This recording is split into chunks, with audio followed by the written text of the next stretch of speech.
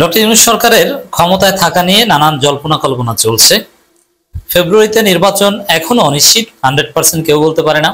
নির্বাচন আগের দিনও বলা যায় না, কারণ নির্বাচনী প্রচারণা চলাকালীন সময় তফসিল ঘোষণা করার পরও বিভিন্ন অঘটন ঘটতে পারে, বিভিন্ন নাশকতা অথবা বিএনপির দুই গ্রুপে মারামারি বা এমন কোনো ঘটনা যাতে নির্বাচন স্থগিত হতে বাধ্য হয়। তাহলে প্রফেসর ইউনূস সরকার কি করবে? তারা কি ক্ষমতায় থেকে যাবে না অন্য কাউকে দিয়ে যাবে? তো দর্শক, উপদেষ্টাদের মধ্যে ইখতিলাফ আছে।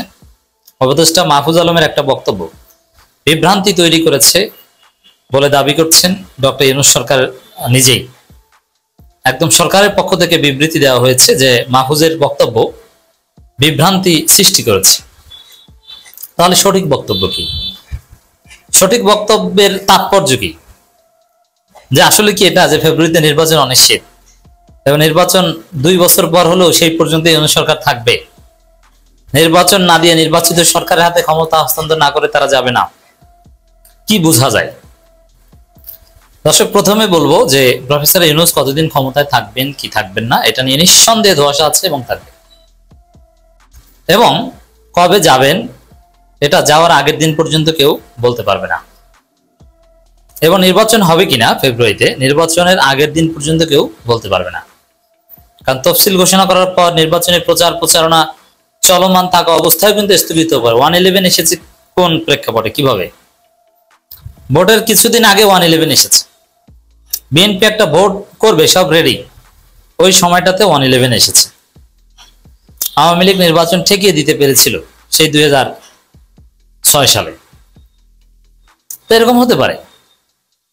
তো দর্শক, অন্তর্বর্তী সরকারের বিবৃতি উপদেষ্টা পরিষদের কার্যক্রম নিয়ে মাহফুজ আলমের বক্তব্য বিভ্রান্তি সৃষ্টি করেছে। তাহলে কি সঠিক বক্তব্য এবং তার অর্থ কি দ্বারা আমরা সেটা এখন বিশ্লেষণ করব।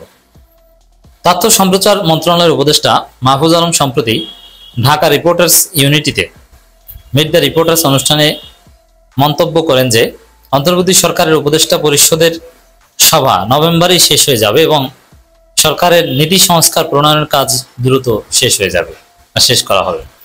তবে হ্যাঁ, এটা ঠিক, মাহফুজ আলমের বক্তব্য সঠিক হোক না হোক, সরকার কখন যাবে শেষ এটা পরের বিষয়, কিন্তু নভেম্বরে যে একটা সংস্কারের জোয়ার আমরা দেখব এতে কোনো সন্দেহ নেই। এবং ওস্তাদের মায়ের শেষ রাতে, শেষ রাতটা নভেম্বর, সরকার সেটা ধরে নিয়েই ব্যাপক কর্মযোগ্য সম্পাদনের চেষ্টা করবে, এতেও কোনো সন্দেহ সংশয় নেই, থাকা উচিত না।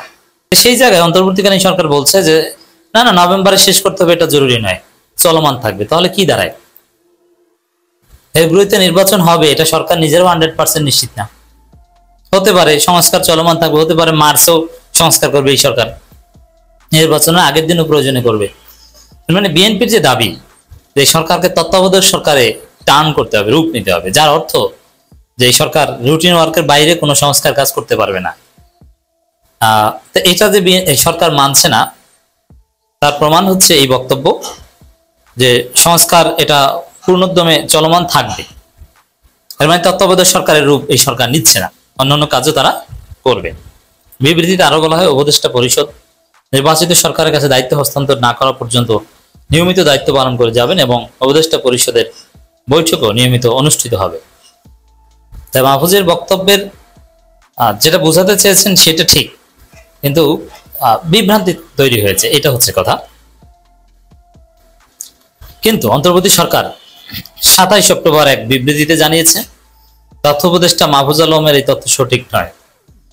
এটা থেকে আরেকটা বিষয় বোঝা যায় যে মাহফুজ, আসিফ এরা সরকারে অত্যন্ত দুর্বল। মাহফুজ তো আগেই বলেছে যে তার হাত পা বাঁধা, এবং মাহফুজ, আসিফ তারা উপদেষ্টা পরিষদ থাকবেন না নির্বাচন করবেন এটাও এখনো ক্লিয়ার না। এ কারণে তাদেরকে এখন আর উপদেষ্টা পরিষদের কেউ গণে না।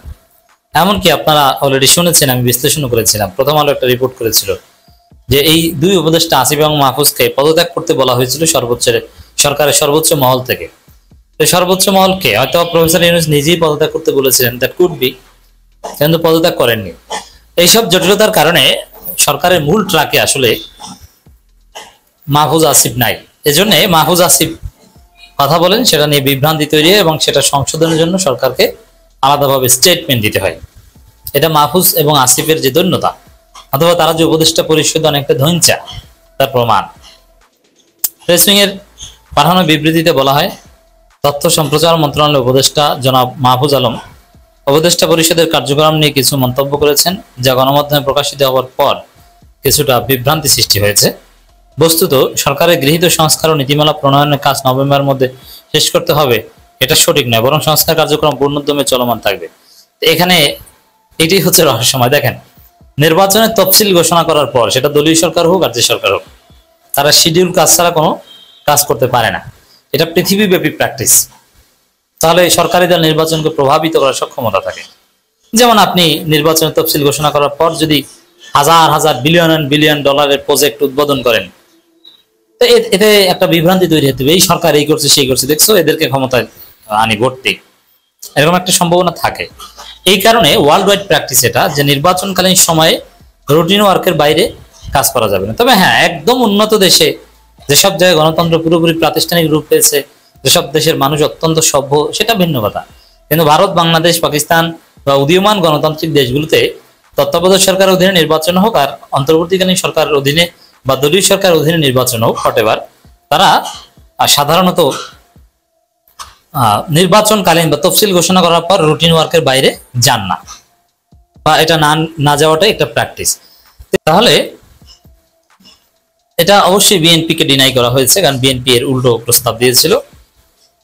আর দায়িত্ব হস্তান্তর করা না পর্যন্ত, মানে নতুন সরকার আসার আগ পর্যন্ত তারা থাকবে। এখন নতুন সরকার 2027 সালে আসতে পারে, তাহলে সেই পর্যন্ত থাকবে। বুঝতে পারছেন? এত সহজ না যে নির্বাচন দিয়ে চলে যাবেন, বাংলাদেশে এত সহজটাকে নাই। আর বিএনপি যে অপরাজনীতি করছে, তাতে বিষয়টা জটিল হবে, এটাই স্বাভাবিক।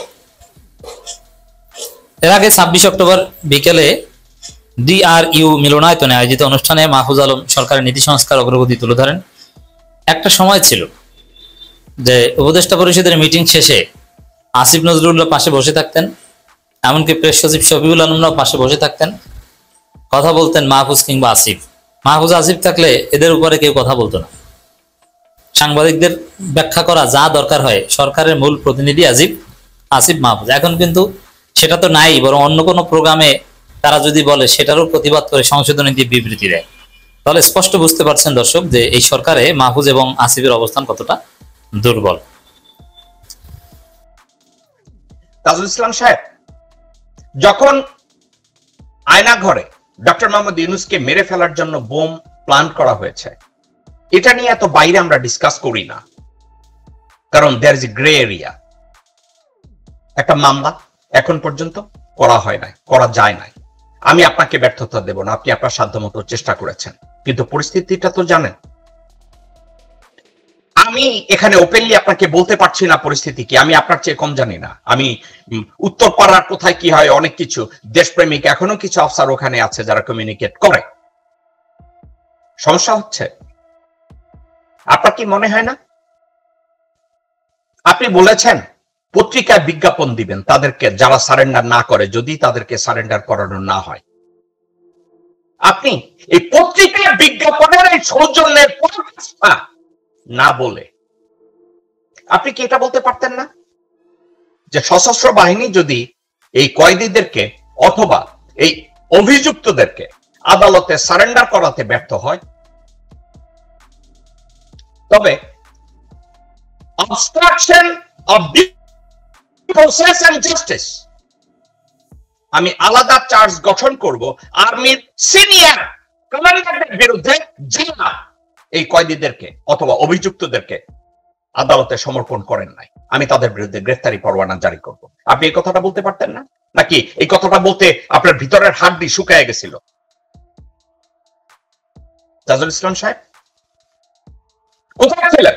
এই কথাটা কি বলা যাইতো না? আপনাকে বিভিন্ন সময় আকার ইঙ্গিতে বিভিন্ন সময় কিছু কথা আপনাকে বলার চেষ্টা করা হয়েছে। আপনার সাথে অনেক সময় কথাও হয়েছে কারো কারোর সাথে। আমি এই ব্যক্তিগত পর্যায়ে যাব না, কিন্তু এই কথাটা বলা লজিক্যাল ছিল কি ছিল না? আপনি বলতে পারতেন কি পারতেন না যে এই অভিযুক্ত ভারতীয় ভারী করা খুনিদেরকে যদি আদালতে সমর্পণ করা না হয় for obstruction of due process and justice. আমি সেনা কর্মকর্তা কমান্ডারদের এগেনস্টে নতুন করে চার্জ গঠন করে আরেকটা গ্রেফতারি পরোয়ানা জারি করব। এই কথাটা বলা কষ্টকর ছিল কতটা। আপনি তাদেরকে ভিআইপি ভিভিআইপি করে ওখানে আনলেন। তাদের কাউকে কয়েদির মতো দেখা যায় না, তাদের কেউ মতো দেখা যায় না। তারা বিদ্রোহে আদালতের ভিতরে ঢুকেছে, অবমাননা করেছে, প্রচলিত আইনকে বিধানগুলি দেখিয়েছে, আর আপনি এটা অ্যালাউ করলেন। আমি ভদ্রতার পক্ষে, আমি ডিপ্লোমেসির পক্ষে, আমি পরিস্থিতি অনুধাবনেরও পক্ষে, কিন্তু এই কথাটা বলা আপনাকেই বলতে হবে এমন তো কোনো কথা নাই তাজুল সাহেব। এটা তো আপনি একটা স্টেটমেন্ট আকারে আপনার কোনো অ্যাসিস্ট্যান্টকে দিয়েও বলাতে পারতেন যে এই অভিযুক্তদের যদি যথাসময়ে আদালতে সোপর্দ করা না হয়, তাদের বিরুদ্ধে, সেনা কমান্ডারদের বিরুদ্ধে আমি আলাদা চার্জ গঠন করব। কেন? আপনি যদি এটা করেন তাহলে কাজ কেন হতো? আপনি যদি বলতেন obstruction of due process and justice, এই কথাটাকে তুলে যদি আপনি বলতেন সেনা কমান্ডারদের বিরুদ্ধে আপনি চার্জ গঠন করবেন, ওয়াকার বুঝতো হিজ জব ইজ অনলাইন। আপনি এই কাজটা না করে আপনি কি বলছেন? তাজুল ইসলাম সাহেব আপনি কথাটা বলতে পারতেন। এখন আপনি বলবেন ভাই আমার হেরাম নাই বলার মতো, কিন্তু আপনার যোগ্যতা তো আছে, আপনি একজন যোগ্য মানুষ, আপনি এই কথাটা বলতে পারতেন। আপনি ওখানে দাঁড়ায়া সেনা কমান্ডারদের ভূয়সী প্রশংসা করলেন কিসের জন্য? যাক করেছেন, আমি জানি ভদ্রতা, এটা নর্ম। আপনি বলেছেন ওকে সেনাবাহিনী থ্যাংক ইউ যে তাদেরকে এখানে পাঠাইছো, এখানে পাঠাইছো, কিন্তু এই মুহূর্ত থেকে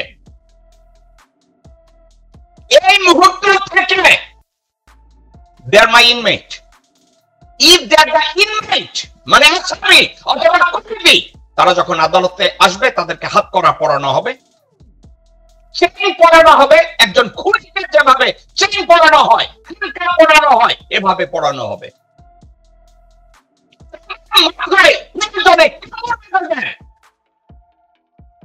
একজন ফাঁসির আসামিকে যেভাবে কাপড় পরানো হয় পরায় দেয়নি কুত্তার বাচ্চাদের, এই বাচ্চাদের ওই দেশের কিছু ওদের জন্য জায়েজ না।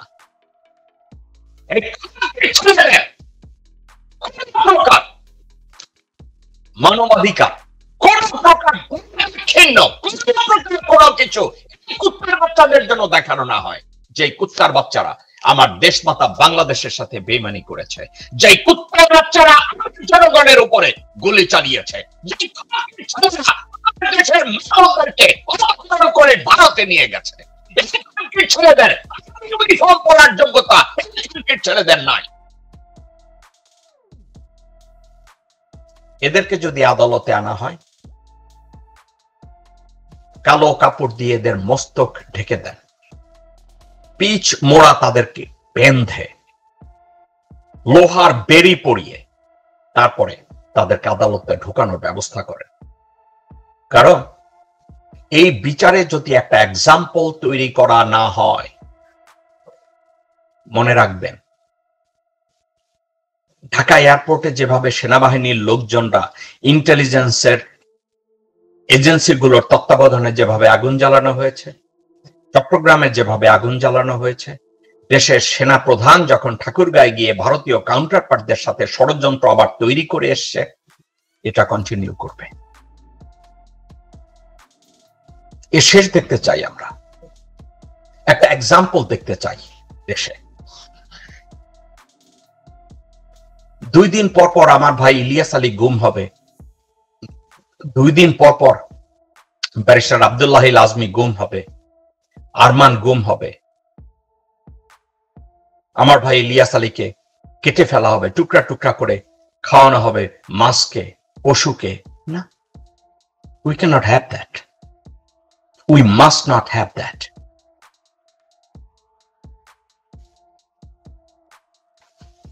আপনারা তাজুল ইসলাম সাহেব একটা কাজ হাতে নিয়েছেন, অত্যন্ত দুঃসাহসিক একটা কাজ আপনি হাতে নিয়েছেন।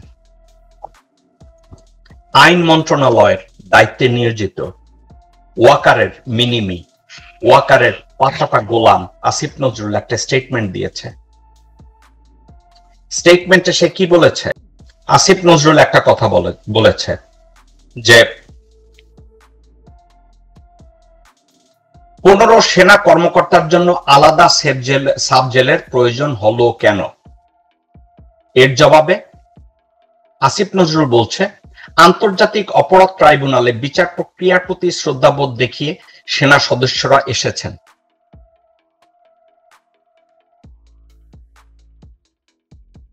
আন্তর্জাতিক অপরাধ ট্রাইব্যুনালের প্রতি শ্রদ্ধা দেখিয়ে সেনা সদস্যরা এসেছে। আসিফ নজরুল কিরে শুয়োরের বাচ্চা, একটা অপরাধী তাকে সামন করা হয়েছে, তাকে গ্রেফতার করে আনানো হবে। আসিফ নজরুল শুয়োরের বাচ্চা,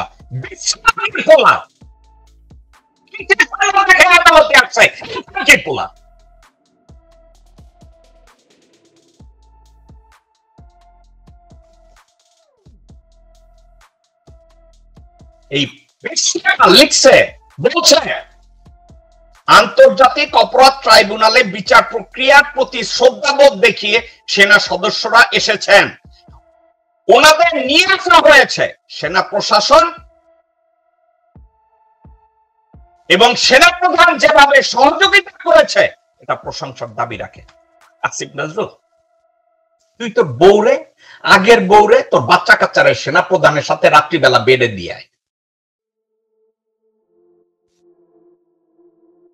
তুই কি বাংলাদেশের জন্য কাজ করিস নাকি তুই ভারতের জন্য কাজ করিস? আসিফ নজরুল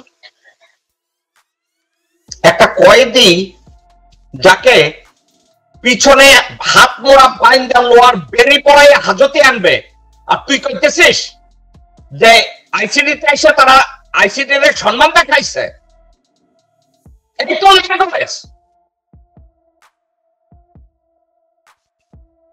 আসিফ নজরুল,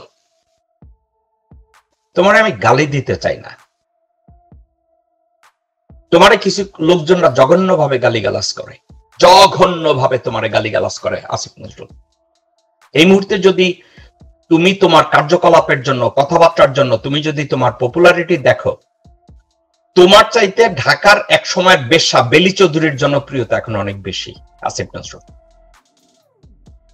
তুমি কথাবার্তা এখনো সংযত হবে না। You become so corrupt mentally, physically, economically, professionally. You become so fucking corrupt that no one in the country can like slap you on the street if they see you or find you on the street corner. তুমি কি বলতেছো আসিফ নজরুল?